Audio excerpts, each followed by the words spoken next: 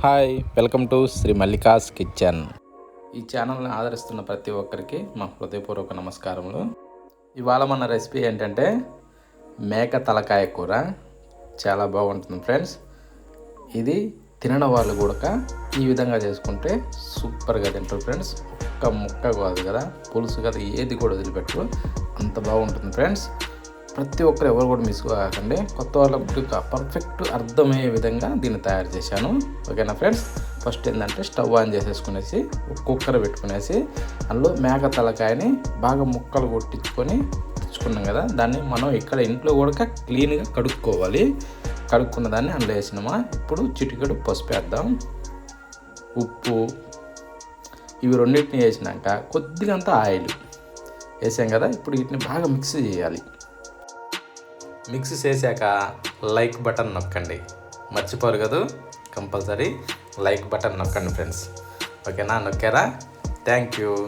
ఇప్పుడు మనం నీళ్ళు పోసుకుందాం. నీళ్ళు ఏంటంటే మనకి ఈ పీసెస్ ఉడికే మందం నీళ్ళు బాగా ఉండాలి ఫ్రెండ్స్. అప్పుడు ఏంటంటే రబ్బరు అన్నీ ఉండే విధంగా కుక్కర్ని ఆన్ చేసుకోవాలి. ఎందుకంటే 3 విజిల్లు అయితే కంపల్సరీ రావాలి. 3 విజిల్లు వచ్చినాక అప్పుడు ఉడుకుతుంది, తక్కువైతే ఉడకదు ఫ్రెండ్స్. ఇది కంపల్సరీ గుర్తుపెట్టుకోండి. చూడండి, 3 విజిల్స్ వచ్చాయా. ఇప్పుడు అందులో ఉండే గ్యాస్ తీసేసుకునేసి ఓపెన్ చేసుకుందాం. ఓకేనా, చూడండి ఓపెన్ అయిపోయింది కదా. ఇప్పుడు చూడండి ఎంత బాగా ఉడికిందో కనబడుతుంది కదా.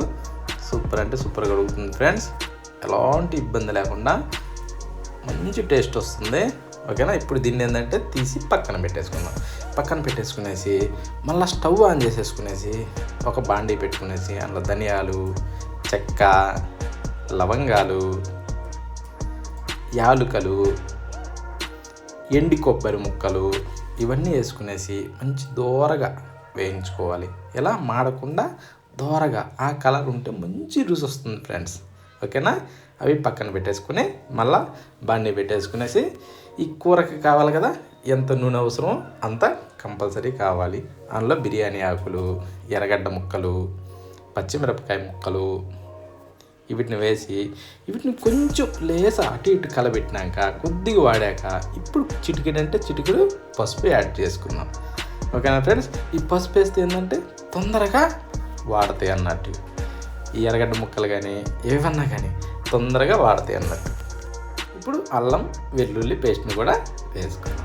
ఇది కూడా ఎలాగంటే కలబెట్టుకునేసి పచ్చివాసన పోవాలి. పచ్చివాసన పోయేంత వరకు దీన్ని కూడా వేయించుకోవాలి. ఇప్పుడు అడుగు మారుతుంది ఫ్రెండ్స్, చూసుకోవాలి. ఈలోపు ఏంటంటే టమోటా ముక్కలను కూడా చేర్చుకుందాం. వీటిని కూడా బాగా గుజ్జయ్యేంత వరకు వాడనివ్వాలి. ఓకేనా ఫ్రెండ్స్. అడుగు మారుతుంది, చూసుకోవాలి. ఇప్పుడు ఏంటంటే ఇందాక కుక్కర్లో ఉడకబెట్టుకున్నాం కదా తలకాయ ముక్కలు, వీటిని ఇప్పుడు తీసి దీంట్లో యాడ్ చేసుకుందాం. కూరలో వేసుకుందామా. ఓకే ఫ్రెండ్స్, ఈ విధంగా వేసుకున్నాం కదా. మొత్తం వేసాక బాగా మిక్స్ చేసుకోవాలి. ఆ కూరలో, ఆ నూనెలో ఇవి మొత్తం బాగా కలిసే విధంగా మిక్స్ చేసి పెట్టుకునేసి దీన్ని ఏం చేయాలంటే కనీసం కొద్దిసేపు ఉడకనివ్వాలి. ఇప్పుడు ఆ నూనెలో ఏంటంటే ఈ ముక్కలు బాగా ఆవురుకుంటాయి. చూడండి, మూత తీయంగానే గుమ్మగుమ్మలాడే స్మెల్ భలే అంటే భలే వస్తుంది ఫ్రెండ్స్. ఓకేనా, ఎవరు కూడా మిస్ కావద్దు, చాలా బాగుంటుంది. ఓకేనా ఫ్రెండ్స్. ఇందాక మీరు లైక్ కొట్టడం మర్చిపోయినట్టున్నారు కదా, ఒక్క లైక్ కొడతారు కదా. ఓకే, కొట్టారా? Thank you. ఇప్పుడు కొద్దిగా సాల్ట్ వేసుకుందాం. సాల్ట్ వేసుకున్నాక కారం కూడా స్పైసీ ఎక్కువ కావాలనుకున్న వాళ్ళు వేసుకోవచ్చు, తక్కువ కావాలనుకున్న వాళ్ళు తగ్గించుకోవచ్చు. కానీ ఈ కూరలో మాత్రం కొద్దిగంత స్పైసీ ఉంటేనే, కొద్దిగా కారకారంగా ఉంటేనే యమా రుచి వస్తుంది ఫ్రెండ్స్.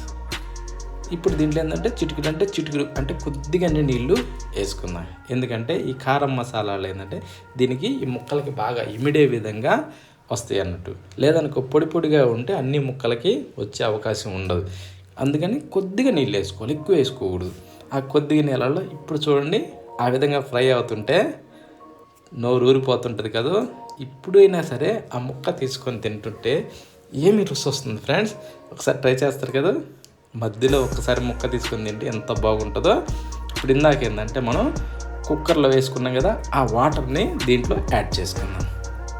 వీటిలో కూడా ఈ తలకాయ కూర ఉడికింది కదా, దీంట్లో రసం మొత్తం ఆ నీళ్ళలోకి దిగి ఉంటుంది అన్న. అందుకోసం ఇప్పుడు మళ్ళీ మనం నీళ్ళను కూడా పోసుకోవచ్చు, మనకి ఎన్ని అవసరమో అన్ని, మన ఇంట్లో ఉండే జనాభాని బట్టి. ఓకేనా ఫ్రెండ్స్, నీళ్ళు తక్కువైనా బాగుంటుంది, ఎక్కువైనా బాగుంటుంది, దీనికైతే మాత్రం ఎలాంటి ఇబ్బంది ఉండదు. ఇప్పుడు దీన్ని బాగా ఉడకనివ్వాలి. ఈలోపు మనం గ్రైండ్ చేసి పెట్టుకుందాం. ఇందాక ఫ్రై చేసుకున్నామే ఆ మసాలా గింజలన్నీ, ధనియాలు, కొబ్బరి, ఇవన్నీ వీటిని మెత్తగా పొడి చేసి పెట్టుకుందాం. ఓకేనా ఫ్రెండ్స్, చూడండి ఎంత బాగా గ్రైండ్ అయిందో. ఈ విధంగా చేసి పక్కన పెట్టుకుందాం. ఇప్పుడు చూడండి కూర బాగా ఉడుకుతుంది కదా, పులుసు కూడా చిక్కబడుతుంది కదా, అర్థమవుతుంది కదా. ఇప్పుడు ఆ మసాలా పొడి ఏదైతే ఉందో దాన్ని దీంట్లో వేసుకుందాం. అది కూడా స్పైసీ మీకు ఎంత అవసరమో అంతే వేసుకోవచ్చు. ఎక్కువ కావాలంటే మొత్తం వేసుకోవచ్చు, తక్కువ కావాలంటే తగ్గించుకోవచ్చు. ఇప్పుడు ఏంటంటే ఈ మసాలాలు వేసుకున్నాం కదా, ఈ మసాలాలు ఏంటంటే కూరలోకి బాగా పట్టాలి. బాగా పట్టాలంటే మనం కాసేపు మూత పెట్టి ఆ విధంగా ఉడకనివ్వాలి, కొద్దిసేపు మాత్రమే. ఎందుకంటే ఆ మసాలాలో ఉండే ఈ స్మెల్ మొత్తం కూరలోకి ఇనిగిపోతుంది. ఇప్పుడు ఒక్కసారి మూత తీస్తే గుమగుమలాడుతూ మంచి సువాసన వస్తుంది ఫ్రెండ్స్. ఎందుకంటే అందులో మేక తలకాయ కూర కదా, మంచి వాసన వస్తుంది. ఇప్పుడు కొత్తిమీర చల్లుకుందాం. కొత్తిమీర చల్లుకునేసి కొంచెం అలా తిప్పి ఆ కొత్తిమీర దాంట్లో వాడుతుంటే ఇంకా సూపర్ అదిరిపోద్ది ఫ్రెండ్స్ కూర వాసన. చూడండి పులుసు కానీ అంటే సూపు కానీ ముక్కలు కానీ ఎంత బాగున్నాయో, గ్రేవీగా. చూడండి ఇంకా ఇదేంటంటే ఆరేకుంది ఇంకా చిక్కబడుతుంది అన్నట్టు. ఈ కూరని తింటుంటే ఏమి రుచి వస్తుంది ఫ్రెండ్స్. ఎవరు కూడా మిస్ కాకండి. ప్రతి ఒక్కరికి చాలా సింపుల్గా చూపించగలిగాను. ఓకేనా, థ్యాంక్ యూ. లైక్ కొట్టడం మాత్రం మర్చిపోవద్దు. Okay friends.